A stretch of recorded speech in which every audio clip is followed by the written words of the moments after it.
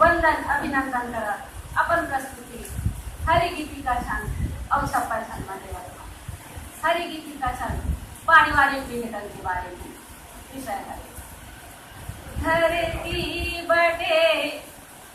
सागर बटे दाई ददा मन तक बटे धरती बटे सागर बटे दाई ददा मन तक बटे अत का सुवारथ बाढ़ गे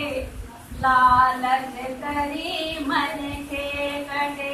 अत का सुवारथ बाढ़ गे लालच तरी मन के कटे बैठे सिंहासन झूठ हा सजहे नरक के द्वार माँ कति को कहानी है झूठे हर गाँव हर परिवार माँ कति को कहानी है झूठे हर गाँव हर परिवार माँ बेटा कहे बर चार धन कोनो पुछैया है कहाँ बेटा कहे बर चार धन कोनो पुछैया है कहाँ दाई ददा सिसकत हवै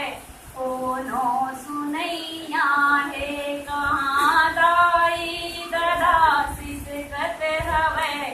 कोनो सुनैया है कहाँ बांधे मुहाटी माँ कुकुर दाई ददा होगे गरु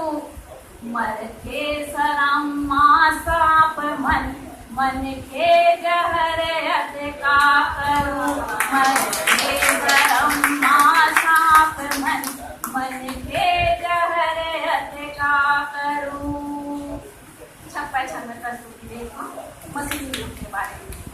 फैले अंतर जाल हाँ फैले अंतर जाल हसे हावे सब दुनिया लड़का लो